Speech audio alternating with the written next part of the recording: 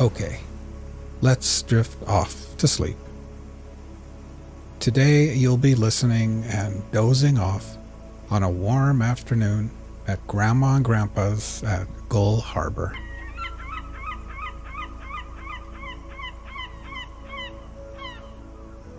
Imagine for a second that you are lying down on a warm futon mattress at one end of a screened-in porch. The porch faces the harbor, the bay, and the ocean on the horizon.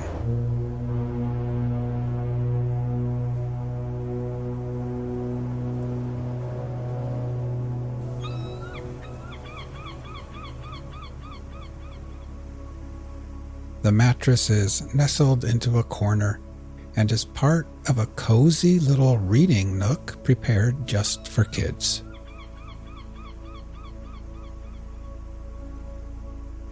There is a little bookshelf there full of comics, magazines, crosswords, and children's books. There are new books and worn-out books. The Hardy Boys, Nancy Drew, books about dinosaurs and horses and sea life, and all kinds of stories about kids getting into summer adventures together.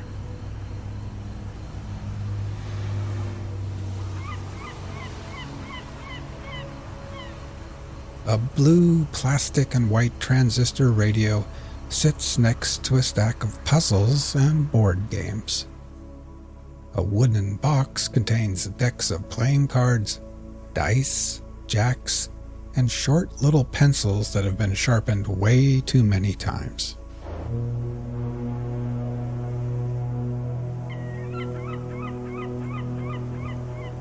Now, while imagining laying here, let's get nice and relaxed.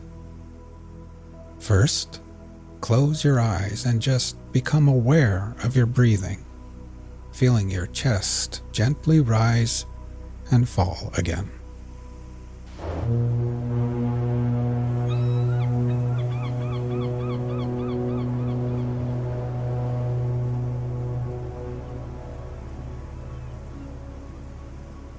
Next, we will try taking a few deeper breaths. First, filling your lungs with air, then holding it in for 2 or 3 seconds before gently exhaling and letting it all go. Ready? Breathe in deeply, hold for 3, 2, 1, and then exhale.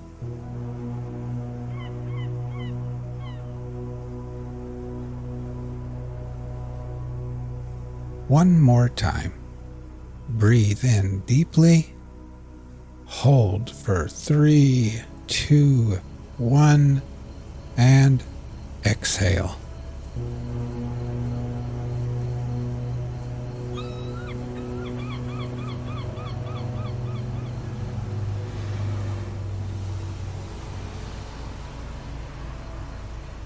And try thinking to yourself, as I lay here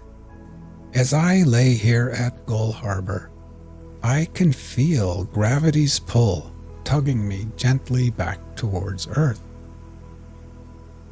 With every exhale, I can feel my feet, my ankles, calves, knees, and my legs becoming heavier and more relaxed.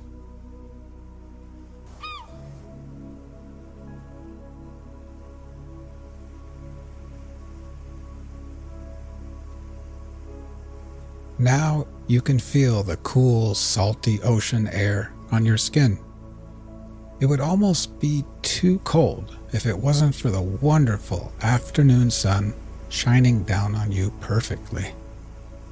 The sunlight splatters through the screens and bathes your tanned legs and arms with a soothing warmth, almost as if Grandma has wrapped you up like a cocoon in one of her quilted blankets.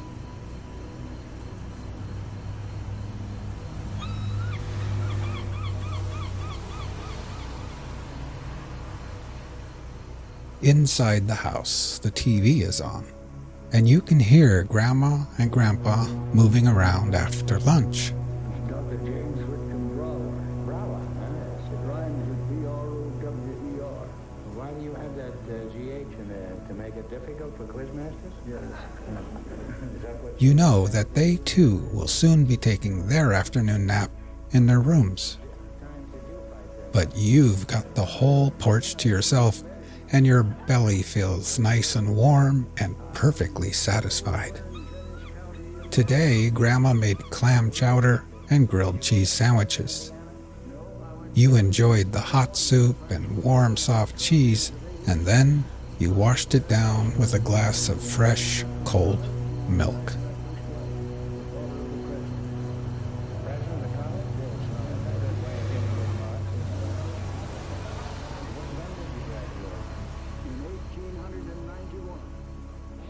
Now, try taking a few more deep breaths. First, filling your lungs with air, holding it there briefly before gently exhaling and letting it all go. Ready? Breathe in deeply, hold for 3, 2, 1, and then exhale.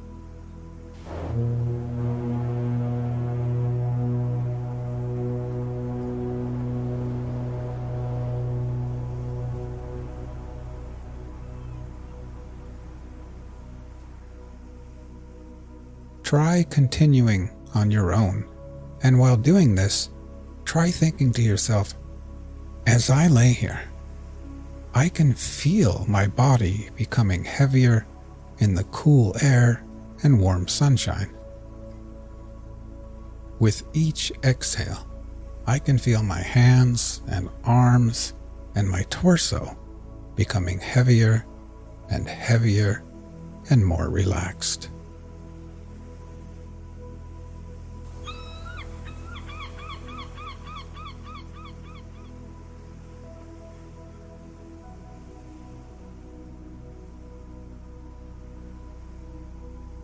You pull out a random book from the bookshelf. This one is called Summer Friends, and on the cover is a picture of a little girl in a red dress with white polka dots. She's sitting in grass with flowers all about, and she's shaking the paw of a bunny rabbit while a white duck looks on and a little frog jumps through the air. You decide that you're just too sleepy to read right now, so you set the book down and lay back and think about the day. It's no wonder you're sleepy and tired.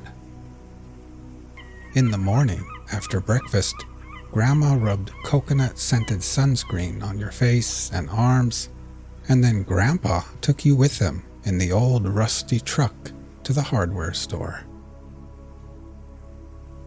There he drank coffee and laughed with old bearded men wearing high rubber boots.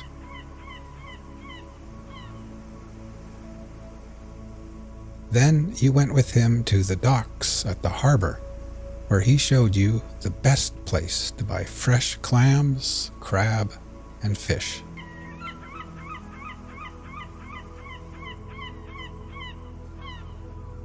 The docks were bustling with activity. Wooden boats creaked against the tide, fishermen shouted to one another, and the air was thick with the scent of salt water, fresh fish, and diesel.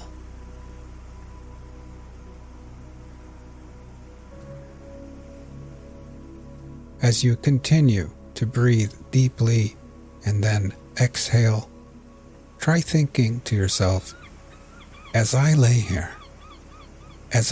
here, my whole body feels heavy and relaxed.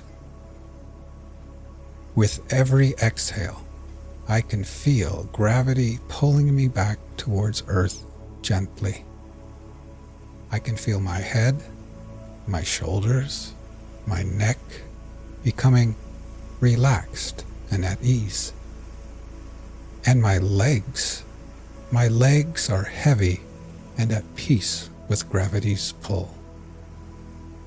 Now my whole body, my legs and feet, my arms and hands, my torso, my head and neck and shoulders, my whole body is completely at peace, relaxed, and at ease.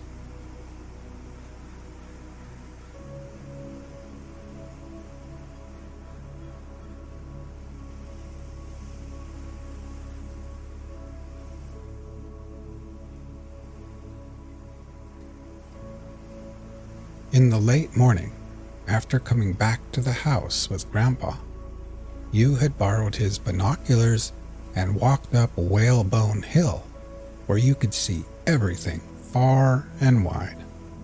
The little town of Gull Harbor, the fishing boats and ships at sea, the car ferry full of tourists headed to the islands, the seagulls, and kids riding bikes and scooters along the streets below. Then, up on Whalebone Hill, you had finally flown your brand new kite, a beautiful purple kite with a long white tail. It climbed higher and higher and higher through the coastal winds, tugging on your tired arms like a heavy fish on the end of the line.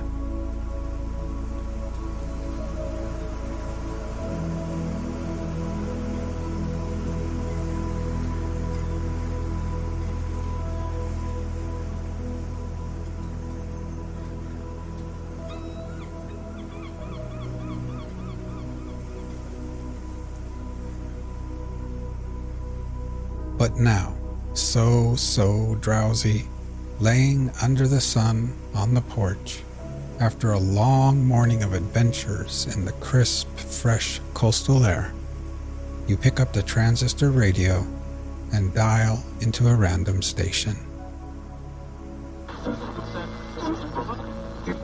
The Great Stone Face, from Twice Told Tales by Nathaniel Hawthorne. One afternoon when the sun was going down, And then you set the radio down, lay back, and close your eyes. They had but to lift their eyes, and there it was plainly to be seen, though miles away, with the sunshine brightening all its features. And what was the Great Stone Face?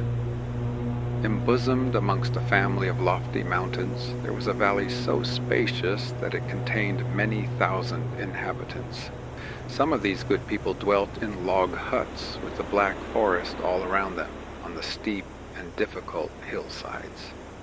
Others had their homes in comfortable farmhouses and cultivated the rich soil on the gentle slopes or level surfaces of the valley. Others, again, were congregated into populous villages where some wild highland rivulet, tumbling down from its birthplace in the upper mountain region, had been caught and tamed by human cunning and compelled to turn the machinery of cotton factories. The inhabitants of this valley, in short, were numerous and of many modes of life, but all of them, grown people and children, had a kind of familiarity with the Great Stone Face, although some possessed the gift of distinguishing this grand natural phenomenon more perfectly than many of their neighbors. The Great Stone Face, then, was a work of nature in her mood of majestic playfulness, formed on the perpendicular side of a mountain by some immense rocks, which had been thrown together in such a position as, when viewed at a proper distance, precisely to resemble the features of the human countenance. It seemed as if an enormous giant or a Titan had sculptured his own likeness on the precipice.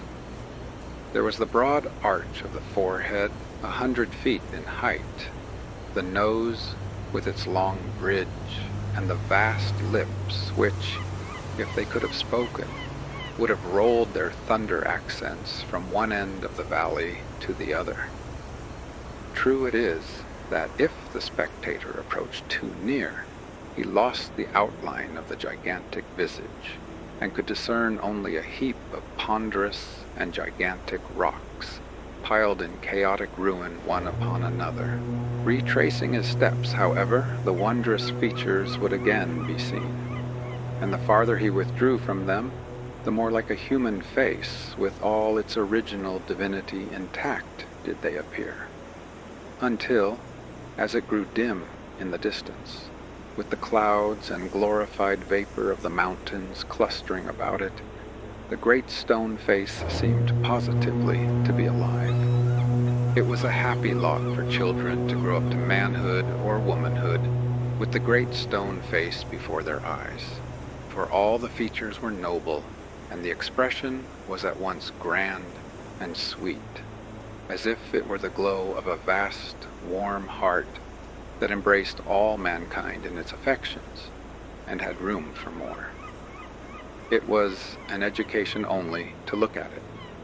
According to the belief of many people, the valley owed much of its fertility to this benign aspect that was continually beaming over it, illuminating the clouds and infusing its tenderness into the sunshine. As we began with saying, a mother and her little boy sat at their cottage door, gazing at the great stone face and talking about it. The child's name was Ernest.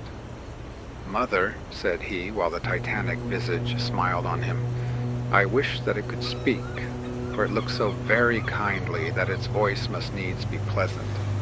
If I were to see a man with such a face, I should love him dearly." "If an old prophecy should come to pass," answered his mother, "we may see a man some time or other with exactly such a face as that." "What prophecy do you mean, dear mother?" eagerly inquired Ernest. "Pray tell me about it." So his mother told him a story that her own mother had told to her, when she herself was younger than little Ernest, a story not of things that were past, but of what was yet to come, a story nevertheless so very old, that even the Indians who formerly inhabited this valley had heard it from their forefathers, to whom, as they affirmed, it had been murmured by the mountain streams and whispered by the wind among the treetops. The purport was that at some future day a child should be born hereabouts, who was destined to become the greatest and noblest personage of his time, and whose countenance in manhood should bear an exact resemblance to the great stone face. Not a few old-fashioned people, and young ones likewise, in the ardor of their hopes, still cherished an enduring faith in this old prophecy. But others, who had seen more of the world, had watched and waited till they were weary, and had beheld no man with such a face, nor any man that proved to be much greater or nobler than his neighbors, concluded it to be nothing but an idle tale. At all events, the great man of the prophecy had not yet appeared. "Oh, mother, dear mother," cried Ernest, clapping his hands above his head, "I do hope that I shall live to see him." His mother was an affectionate and thoughtful woman, and felt that it was wisest not to discourage the generous hopes of her little boy. So she only said to him, "Perhaps you may." And Ernest never forgot the story that his mother told him. It was always in his mind whenever he looked upon the great stone face. He spent his childhood in the log cottage where he was born, and was dutiful to his mother, and helpful to her in many things, assisting her much with his little hands, and more with his loving heart. In this manner, from a happy yet often pensive child, he grew up to be a mild, quiet, unobtrusive boy, and sun-browned with labor in the fields, but with more intelligence brightening his aspect than is seen in many lads who have been taught at famous schools. Yet Ernest had had no teacher, save only that the great stone face became one to him. When the toil of the day was over, he would gaze at it for hours, until he began to imagine that those vast features recognized him, and gave him a smile of kindness and encouragement, responsive to his own look of veneration. We must not take upon us to affirm that this was a mistake. although the face may have looked no more kindly at Ernest than at all the world besides. But the secret was that the boy's tender and confiding simplicity discerned what other people could not see, and thus the love, which was meant for all, became his peculiar portion. About this time there went a rumor throughout the valley that the great man, foretold from ages long ago, who was to bear a resemblance to the great stone face, had appeared at last. It seems that, many years before, a young man had migrated from the valley and settled at a distant seaport, where, after getting together a little money, he had set up as a shopkeeper. His name, but I could never learn whether it was his real one or a nickname that had grown out of his habits and success in life, was Gathergold. Being shrewd and active and endowed by Providence with that inscrutable faculty which develops itself in what the world calls luck, he became an exceedingly rich merchant and owner of a whole fleet of bulky-bottomed ships. All the countries of the globe appeared to join hands for the mere purpose of adding heap after heap to the mountainous accumulation of this one man's wealth. The cold regions of the north, almost within the gloom and shadow of the Arctic Circle, sent him their tribute in the shape of furs. Hot Africa sifted for him the golden sands of her rivers and gathered up the ivory tusks of her great elephants out of the forests. The East came bringing him the rich shawls and spices and teas and the effulgence of diamonds and the gleaming purity of large pearls. The ocean, not to be behindhand with the earth, yielded up her mighty whales, that Mr. Gathergold might sell their oil and make a profit of it. Be the original commodity what it might, it was gold within his grasp. It might be said of him, as of Midas in the fable, that whatever he touched with his finger immediately glistened and grew yellow, and was changed at once into sterling metal, or, which suited him still better, into piles of coin. And when Mr. Gathergold had become so very rich that it would have taken him 100 years only to count his wealth, he bethought himself of his native valley, and resolved to go back thither and end his days where he was born. With this purpose in view, he sent a skillful architect to build him such a palace as should be fit for a man of his vast wealth to live in. As I have said above, it had already been rumored in the valley that Mr. Gathergold had turned out to be the prophetic personage so long and vainly looked for, and that his visage was the perfect and undeniable similitude of the great stone face. People were the more ready to believe that this must needs be the fact, when they beheld the splendid edifice that rose, as if by enchantment, on the site of his father's old weather-beaten farmhouse. The exterior was of marble, so dazzlingly white that it seemed as though the whole structure might melt away in the sunshine, like those humbler ones which Mr. Gathergold, in his young playdays, before his fingers were gifted with the touch of transmutation, had been accustomed to build of snow. It had a richly ornamented portico, supported by tall pillars, beneath which was a lofty door, studded with silver knobs, and made of a kind of variegated wood that had been brought from beyond the sea.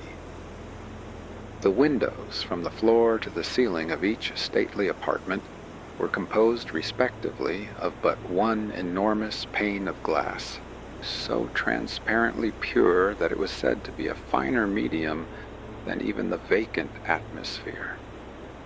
Hardly anybody had been permitted to see the interior of this palace, but it was reported, and with good semblance of truth, to be far more gorgeous than the outside, insomuch that whatever was iron or brass in other houses was silver or gold in this.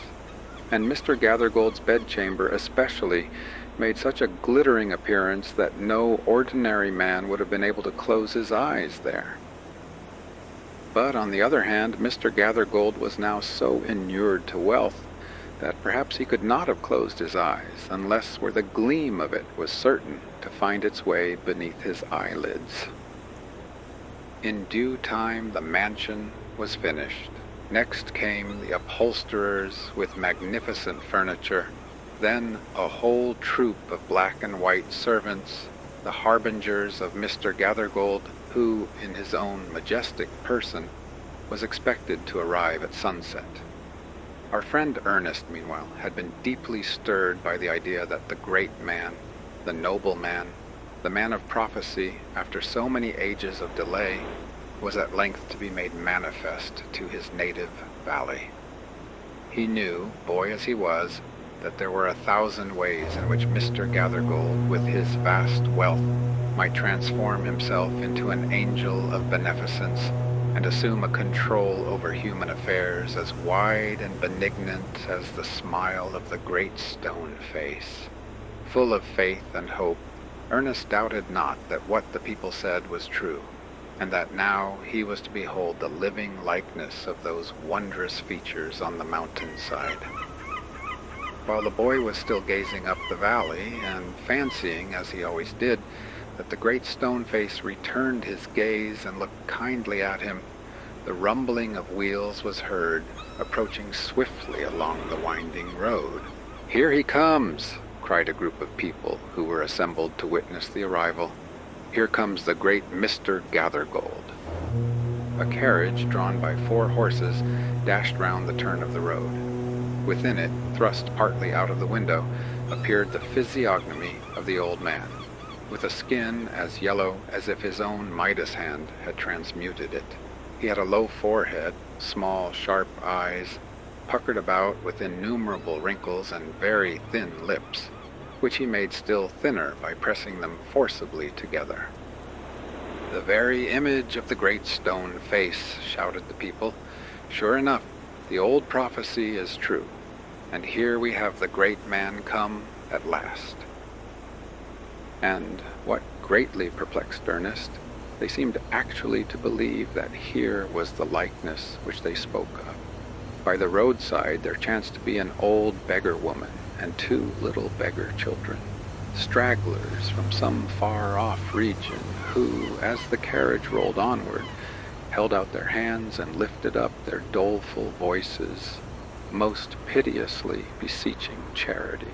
A yellow claw, the very same that had clawed together so much wealth, poked itself out of the coach window and dropped some copper coins upon the ground, so that, though the great man's name seems to have been Gathergold, he might just as suitably have been nicknamed Scattercopper. Still, nevertheless, with an earnest shout, and evidently with as much good faith as ever, the people bellowed, "He is the very image of the great stone face."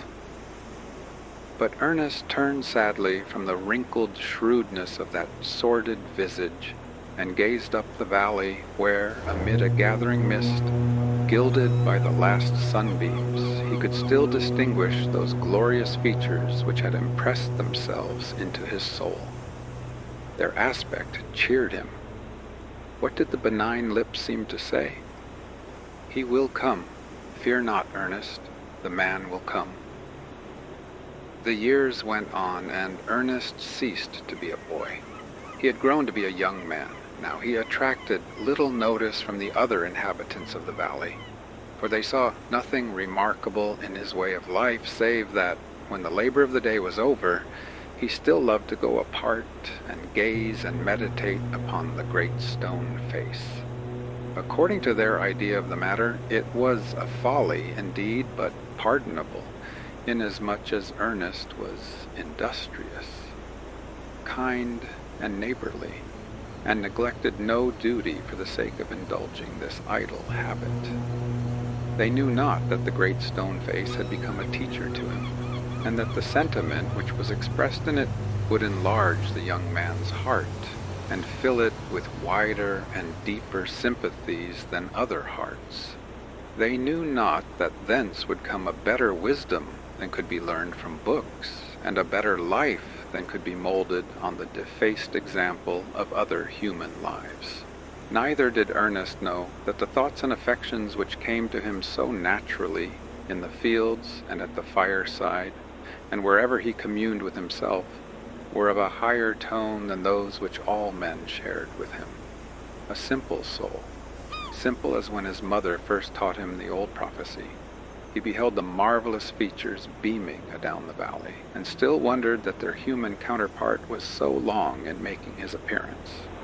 By this time poor Mr. Gathergold was dead and buried, and the oddest part of the matter was that his wealth, which was the body and spirit of his existence, had disappeared before his death, leaving nothing of him but a living skeleton, covered over with a wrinkled yellow skin. Since the melting away of his gold, it had been very generally conceded that there was no such striking resemblance, after all, betwixt the ignoble features of the ruined merchant and that majestic face upon the mountainside. So the people ceased to honor him during his lifetime, and quietly consigned him to forgetfulness after his decease. Once in a while, it is true, his memory was brought up in connection with the magnificent palace which he had built, and which had long ago been turned into a hotel for the accommodation of strangers, multitudes of whom came every summer to visit that famous natural curiosity, the Great Stone Face. Thus, Mr. Gathergold being discredited and thrown into the shade, the man of prophecy was yet to come. It so happened that a native-born son of the valley, many years before, had enlisted as a soldier, and, after a great deal of hard fighting, had now become an illustrious commander. Whatever he may be called in history, he was known in camps and on the battlefield under the nickname of Old Blood and Thunder. This war-worn veteran, being now infirm with age and wounds, and weary of the turmoil of a military life, and of the roll of the drum and the clangor of the trumpet that had so long been ringing in his ears, had lately signified a purpose of returning to his native valley, hoping to find repose where he remembered to have left it. The inhabitants, his old neighbors and their grown-up children, were resolved to welcome the renowned warrior with a salute of cannon and a public dinner, and all the more enthusiastically, it being affirmed that now, at last, the likeness of the Great Stone Face had actually appeared. An aide-de-camp of Old Blood and Thunder, traveling through the valley, was said to have been struck with the resemblance. Moreover, the schoolmates and early acquaintances of the general were ready to testify on oath that, to the best of their recollection, the aforesaid general had been exceedingly like the majestic image. Even when a boy, only the idea had never occurred to them at that period. Great, therefore, was the excitement throughout the valley, and many people who had never once thought of glancing at the Great Stone Face for years before, now spent their time in gazing at it, for the sake of knowing exactly how General Blood and Thunder looked. On the day of the great festival, Ernest, with all the other people of the valley, left their work and proceeded to the spot where the sylvan banquet was prepared. As he approached, the loud voice of the Reverend Dr. Battleblast was heard, beseeching a blessing on the good things set before them, and on the distinguished friend of peace in whose honor they were assembled. The tables were arranged in a cleared space of the woods, shut in by the surrounding trees, except where a vista opened eastward and afforded a distant view of the Great Stone Face. Over the general's chair, which was a relic from the home of Washington, there was an arch of verdant boughs with the laurel profusely intermixed and surmounted by his country's banner, beneath which he had won his victories. Our friend Ernest raised himself on his tiptoes in hopes to get a glimpse of the celebrated guest, but there was a mighty crowd about the tables, anxious to hear the toasts and speeches and to catch any word that might fall from the general in reply, and a volunteer company doing duty as a guard pricked ruthlessly with their bayonets at any particularly quiet person among the throng. So Ernest, being of an unobtrusive character, was thrust quite into the background, where he could see no more of Old Blood and Thunder's physiognomy than if it had been still blazing on the battlefield. To console himself, he turned towards the great stone face, which, like a faithful and long-remembered friend, looked back and smiled upon him through the vista of the forest. Meantime, however, he could overhear the remarks of various individuals who were comparing the features of the hero with the face on the distant mountainside. "'Tis the same face to a hair," cried one man, cutting a caper for joy. "Wonderfully like, that's a fact," responded another. "Like? Why, I call it old Blood and Thunder himself in a monstrous looking-glass," cried a third. "And why not? He's the greatest man of this or any other age beyond a doubt." And then all three of the speakers gave a great shout which communicated electricity to the crowd and called forth a roar from 1,000 voices that went reverberating for miles among the mountains, until you might have supposed that the great stone face had poured its thunder breath into the cry. All these comments and this vast enthusiasm served the more to interest our friend, nor did he think of questioning that now, at length, the mountain visage had found its human counterpart. It is true, Ernest had imagined that this long-looked-for personage would appear in the character of a man of peace, uttering wisdom and doing good, and making people happy.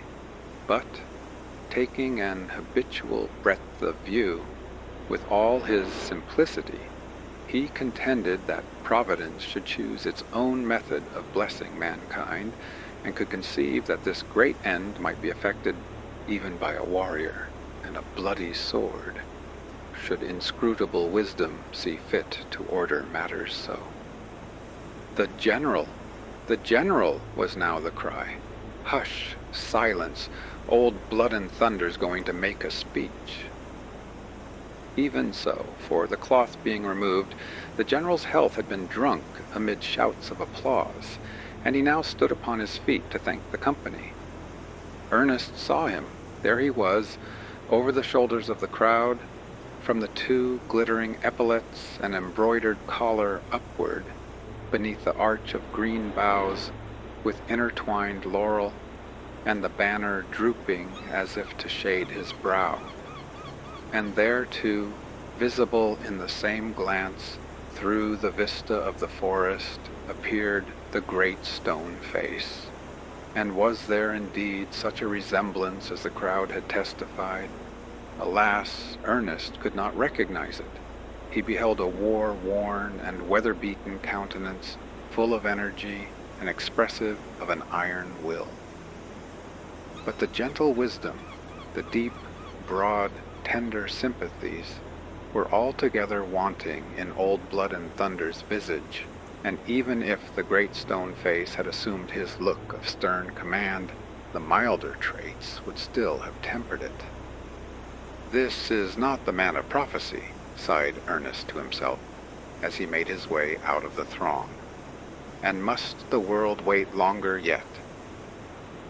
The mists had congregated about the distant mountainside, and there were seen the grand and awful features of the great stone face, awful but benignant, as if a mighty angel were sitting among the hills, and enrobing himself in a cloud vesture of gold and purple. As he looked, Ernest could hardly believe but that a smile beamed over the whole visage, with a radiance still brightening, although without motion of the lips. It was probably the effect of the western sunshine, melting through the thinly diffused vapors that had swept between him and the object that he gazed at. But, as it always did, the aspect of his marvelous friend made Ernest as hopeful as if he had never hoped in vain. "Fear not, Ernest," said his heart, even as if the great face were whispering him, "Fear not, Ernest, he will come." More years sped swiftly and tranquilly away. Ernest still dwelt in his native valley, and was now a man of middle age. By imperceptible degrees he had become known among the people. Now, as heretofore, he labored for his bread, and was the same simple-hearted man that he had always been.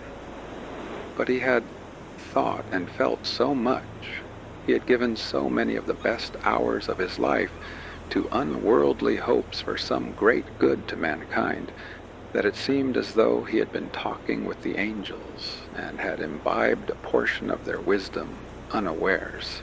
It was visible in the calm and well-considered beneficence of his daily life, the quiet stream of which had made a wide green margin all along its course. Not a day passed by that the world was not the better because this man, humble as he was, had lived. He never stepped aside from his own path, yet would always reach a blessing to his neighbor. Almost involuntarily, too, he had become a preacher. The pure and high simplicity of his thought, which as one of its manifestations took shape in the good deeds that dropped silently from his hand, flowed also forth in speech. He uttered truths that wrought upon and molded the lives of those who heard him. His auditors, it may be, never suspected that Ernest, their own neighbor and familiar friend, was more than an ordinary man. Least of all did Ernest himself suspect it.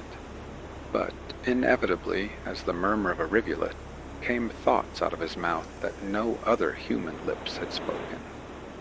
When the people's minds had had a little time to cool, they were ready enough to acknowledge their mistake in imagining a similarity between General Blood and Thunder's truculent physiognomy and the benign visage on the mountainside. But now, again there were reports and many paragraphs in the newspapers, affirming that the likeness of the great stone face had appeared upon the broad shoulders of a certain eminent statesman. He, like Mr. Gathergold and Old Blood and Thunder, was a native of the valley, but had left it in his early days and taken up the trades of law and politics. Instead of the rich man's wealth and the warrior's sword, he had but a tongue, and it was mightier than both together. So wonderfully eloquent was he that whatever he might choose to say, his auditors had no choice but to believe him. Wrong looked like right, and right like wrong, for when it pleased him, he could make a kind of illuminated fog with his mere breath, and obscure the natural daylight with it. His tongue, indeed, was a magic instrument. Sometimes it rumbled like the thunder, sometimes it warbled like the sweetest music. It was the blast of war, the song of peace, and it seemed to have a heart in it when there was no such matter. In good truth, he was a wondrous man, and when his tongue had acquired him all other imaginable success, when it had been heard in halls of state and in the courts of princes and potentates, after it had made him known all over the world, even as a voice crying from shore to shore, it finally persuaded his countrymen to select him for the presidency. Before this time, indeed, as soon as he began to grow celebrated, his admirers had found out the resemblance between him and the great stone face, and so much were they struck by it that throughout the country this distinguished gentleman was known by the name of Old Stony Phiz. The phrase was considered as giving a highly favorable aspect to his political prospects, for, as is likewise the case with the Popadom, nobody ever becomes president without taking a name other than his own. While his friends were doing their best to make him president, Old Stony Phiz, as he was called, set out on a visit to the valley where he was born. Of course, he had no other object than to shake hands with his fellow citizens, and neither thought nor cared about any effect which his progress through the country might have upon the election.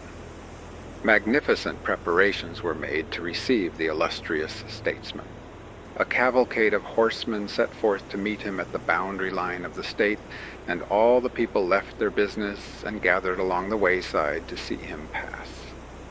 Among these was Ernest. Though more than once disappointed, as we have seen, he had such a hopeful and confiding nature that he was always ready to believe in whatever seemed beautiful and good. He kept his heart continually open, and thus was sure to catch the blessing from on high when it should come. So now again, as buoyantly as ever, He went forth to behold the likeness of the great stone face. The cavalcade came prancing along the road with a great clattering of hoofs and a mighty cloud of dust, which rose up so dense and high that the visage of the mountainside was completely hidden from Ernest's eyes. All the great men of the neighborhood were there on horseback, militia officers in uniform, the member of Congress, the sheriff of the county, the editors of newspapers, and many a farmer, too, had mounted his patient steed, with his Sunday coat upon his back.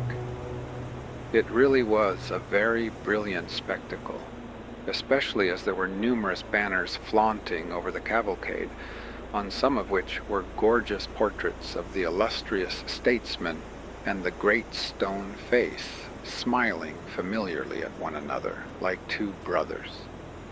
If the pictures were to be trusted, the mutual resemblance, it must be confessed, was marvelous. We must not forget to mention that there was a band of music, which made the echoes of the mountains ring and reverberate with the loud triumph of its strains, so that airy and soul-thrilling melodies broke out among all the heights and hollows, as if every nook of his native valley had found a voice to welcome the distinguished guest.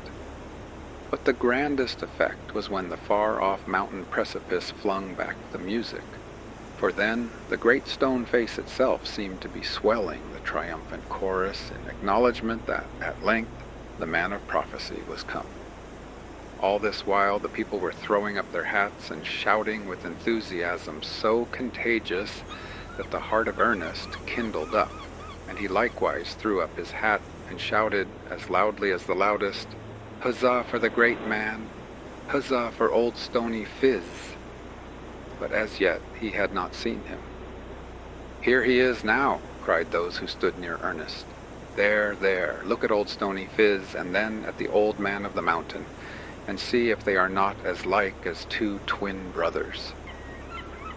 In the midst of all this gallant array came an open barouche drawn by 4 white horses, and in the barouche, with his massive head uncovered, sat the illustrious statesman, old Stony Phiz himself. "Confess it," said one of Ernest's neighbors to him.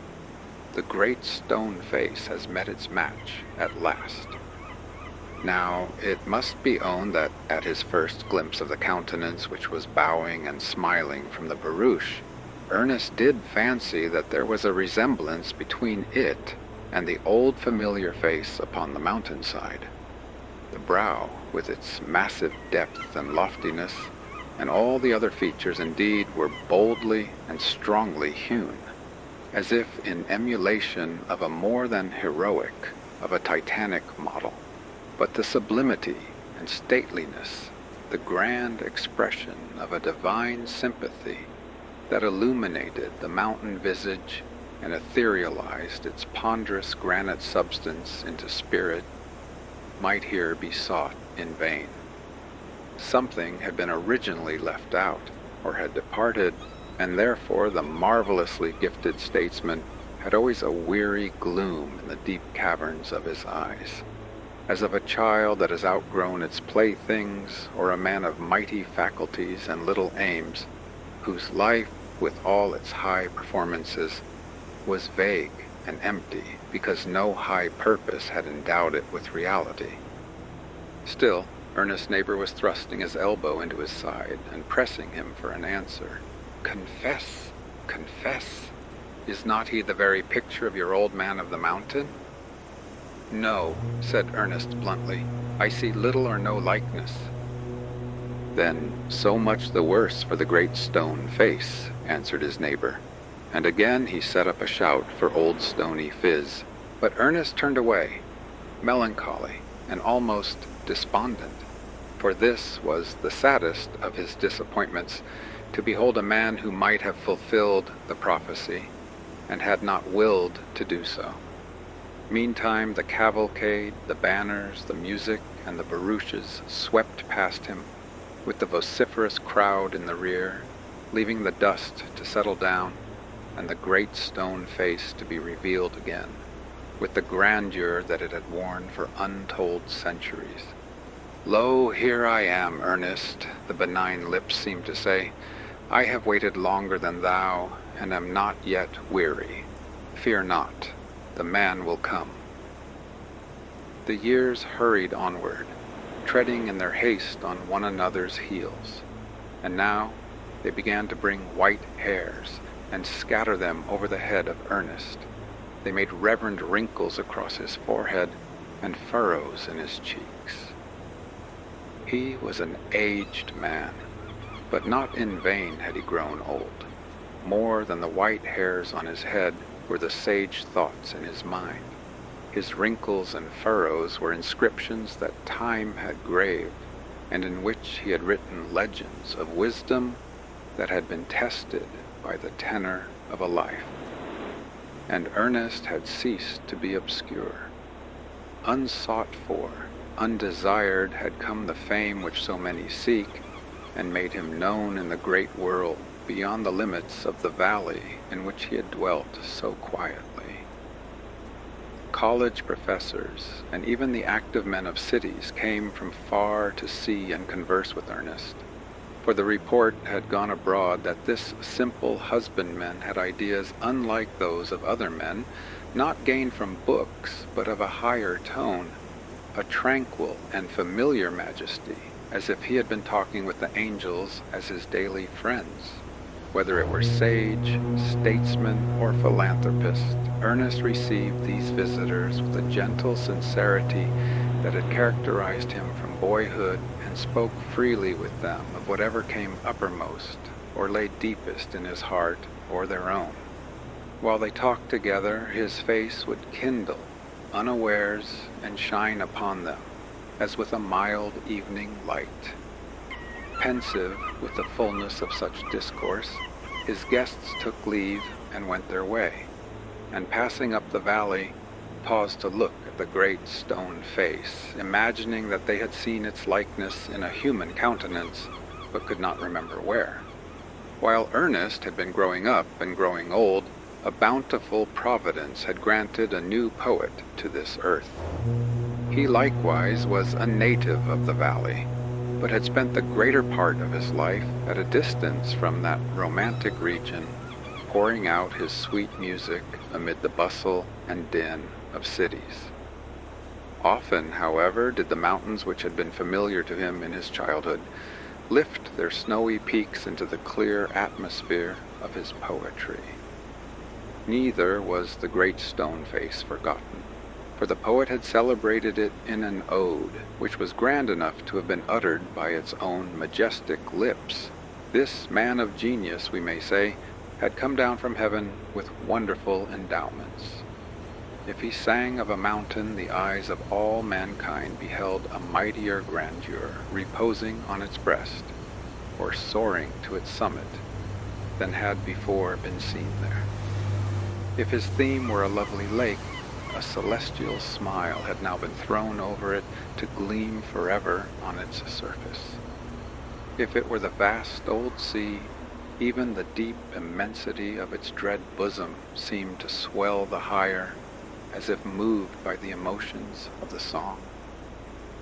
Thus the world assumed another and a better aspect from the hour that the poet blessed it with his happy eyes.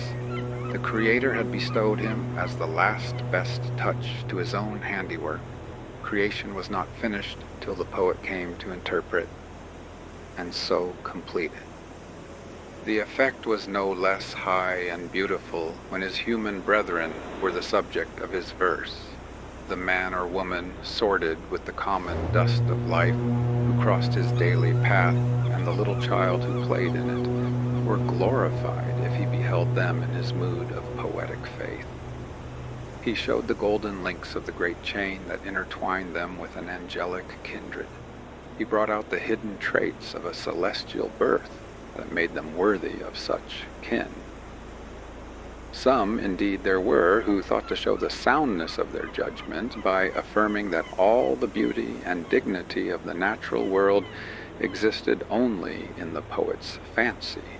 Let such men speak for themselves, who undoubtedly appear to have been spawned forth by nature with a contemptuous bitterness, she having plastered them up out of her refuse stuff, after all the swine were made. As respects all things else, the poet's ideal was the truest truth. The songs of this poet found their way to Ernest.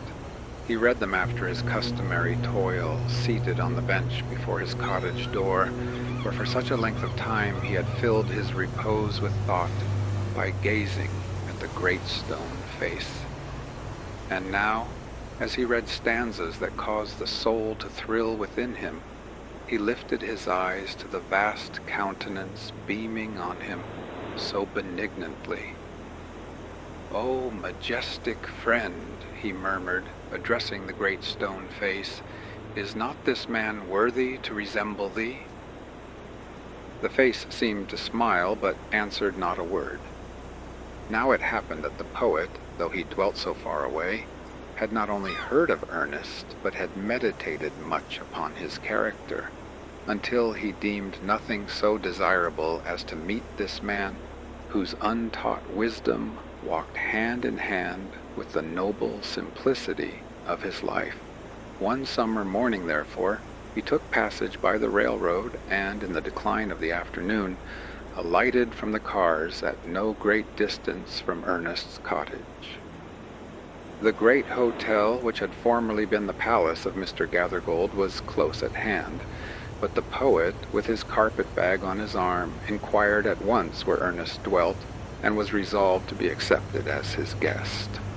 Approaching the door, he there found the good old man, holding a volume in his hand, which alternately he read, and then, with a finger between the leaves, looked lovingly at the great stone face. "Good evening," said the poet. "Can you give a traveler a night's lodging?" "Willingly," answered Ernest, and then he added, smiling, "Methinks I never saw the great stone face look so hospitably at a stranger." The poet sat down on the bench beside him, and he and Ernest talked together. Often had the poet held intercourse with the wittiest and the wisest, but never before with a man like Ernest, whose thoughts and feelings gushed up with such a natural freedom, and who made great truths so familiar by his simple utterance of them. Angels, as had been so often said, seemed to have wrought with him at his labor in the fields. Angels seemed to have sat with him by the fireside, and dwelling with angels as friend with friends, he had imbibed the sublimity of their ideas, and imbued it with the sweet and lowly charm of household words. So thought the poet, and Ernest, on the other hand, was moved and agitated by the living images which the poet flung out of his mind, and which peopled all the air about the cottage door with shapes of beauty, both gay and pensive. The sympathies of these two men instructed them with a profounder sense than either could have attained alone. Their minds accorded into one strain and made delightful music, which neither of them could have claimed as all his own, nor distinguished his own share from the others. They led one another, as it were, into a high pavilion of their thoughts, so remote and hitherto so dim that they had never entered it before, and so beautiful that they desired to be there always. As Ernest listened to the poet, he imagined that the great stone face was bending forward to listen too. He gazed earnestly into the poet's glowing eyes. "Who are you, my strangely gifted guest?" he said. The poet laid his finger on the volume that Ernest had been reading. "You have read these poems," said he. "You know me then, for I wrote them." Again, and still more earnestly than before, Ernest examined the poet's features, then turned towards the great stone face, then back with an uncertain aspect to his guest. But his countenance fell. He shook his head and sighed. "Wherefore are you sad?" inquired the poet. "Because," replied Ernest, "all through life I have awaited the fulfillment of a prophecy, and when I read these poems, I hoped that it might be fulfilled in you." "You hoped?" answered the poet, faintly smiling, "to find in me the likeness of the great stone face. And you are disappointed, as formerly with Mr. Gathergold, and old Blood and Thunder, and old Stony Phiz. Yes, Ernest, it is my due. You must add my name to the illustrious three, and record another failure of your hopes. For in shame and sadness do I speak it, Ernest, I am not worthy to be typified by yonder benign and majestic image." "And why?" asked Ernest. He pointed to the volume. "Are not those thoughts divine?" "They have a strain of the divinity," replied the poet. "You can hear in them the far-off echo of a heavenly song, but my life, dear Ernest, has not corresponded with my thought. I have had grand dreams, but they have been only dreams because I have lived, and that too by my own choice, among poor and mean realities. Sometimes even, shall I dare to say it, I lack faith in the grandeur, the beauty, and the goodness, which my own words are said to have made more evident in nature and in human life. Why then, pure seeker of the good and true, shouldst thou hope to find me in yonder image of the divine?" The poet spoke sadly, and his eyes were dim with tears. So, likewise, were those of Ernest. At the hour of sunset, as had long been his frequent custom, Ernest was to discourse to an assemblage of the neighboring inhabitants in the open air. He and the poet, arm in arm, still talking together as they went along, proceeded to the spot.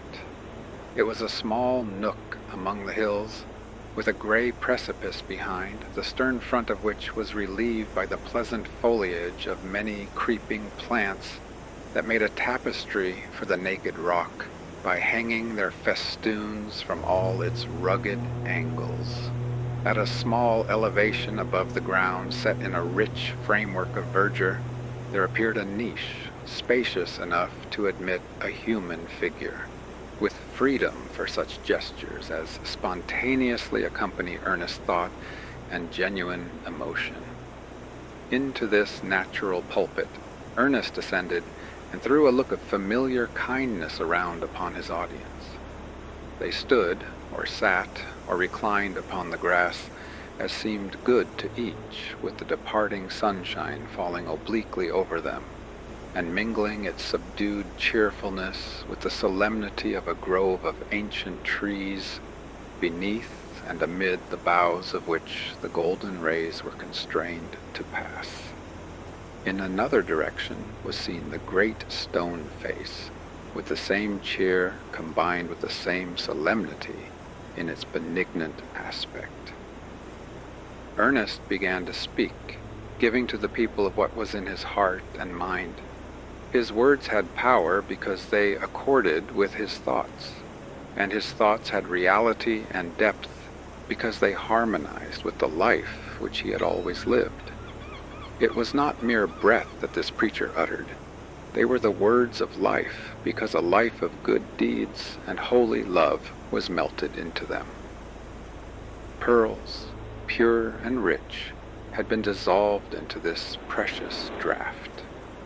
The poet, as he listened, felt that the being and character of Ernest were a nobler strain of poetry than he had ever written. His eyes glistening with tears, he gazed reverentially at the venerable man, and said within himself that never was there an aspect so worthy of a prophet and a sage as that mild, sweet, thoughtful countenance, with the glory of white hair diffused about it. At a distance, but distinctly to be seen, high up in the golden light of the setting sun, appeared the great stone face, with hoary mists around it, like the white hairs around the brow of Ernest. Its look of grand beneficence seemed to embrace the world. At that moment, in sympathy with the thought which he was about to utter, the face of Ernest assumed a grandeur of expression, so imbued with benevolence that the poet, by an irresistible impulse, threw his arms aloft and shouted, "Behold, behold, Ernest is himself the likeness of the great stone face." Then all the people looked, and saw that what the deep-sighted poet said was true. The prophecy was fulfilled, but Ernest, having finished what he had to say, took the poet's arm and walked slowly homeward, still hoping that some wiser and better man than himself would by and by appear, bearing a resemblance to the great stone face.